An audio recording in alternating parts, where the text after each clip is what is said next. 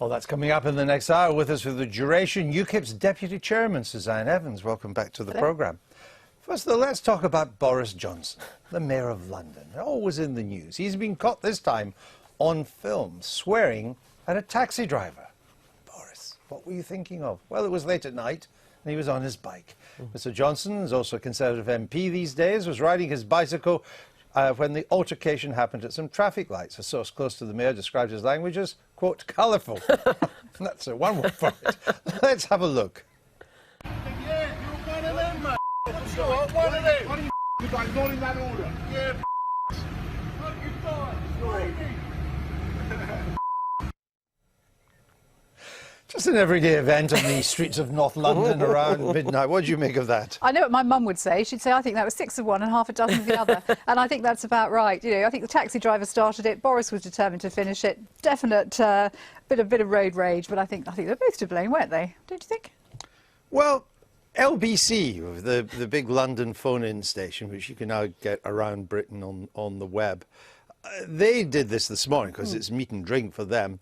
And nearly everybody who called in was on Boris's side, Really? even though LBC is the taxi driver station in this city. But he's popular, isn't he, with the taxi But drivers? they backed Boris. Well, I frequently say, you know, just because you're in politics, I don't think doesn't mean to say that don't you should. swear. Well, first of all, you probably shouldn't swear if you're in politics. You'd be very silly to. But I also think it doesn't mean that you can be abused in a way that a normal member of the public couldn't. At the end of the day, we're all citizens. We're all free citizens of this country. We're subject to the same law, and I don't think we should be treated any differently. So, if somebody stuck their head out of a taxi window and had a yell at you, or just somebody walking down the street, it's not really very good form. So No, I can see why they were supportive of A Boris. Glasgow handshake, maybe, in order.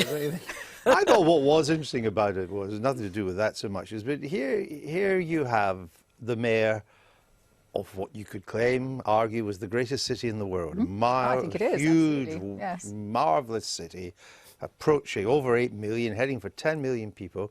And there he is, he was out at some event, and there he's cycling on home on his own at midnight, not with a chauffeur-driven car, not with secure. I mean, I've seen the way the mayor of New York travels round. He has outriders, there's car in front, car behind. We had David Cameron, and there he is didn't on he? his own. David Cameron made a very big thing about cycling to Parliament. Then we found there was a car Yes, they were following him behind outriders with a behind. But he was line only leader of so- the opposition then. But I think... Yeah, but that's what happens if you do that. You get... Yeah. But I think that the fact that he's able to do that is still something good, that he doesn't need to have Normal bodyguards life. everywhere. he No, goes. and I don't think it'll put him off. I think he'll be back on his bike doing exactly the same. I think he'll probably get even more support now on the street as he's going past. It'll be people putting up a different kind of wave. Yeah, fair A proper wave, you know, nice wave. Oh, I see. That's what Is that I a mean. nice Sorry, don't misunderstand me. Yes. Very well. I know what you're thinking. Do you? Yeah, no, I don't actually. That was No, Michael Howard's slogan in the 2005 election. That's true. Are you thinking what I'm thinking?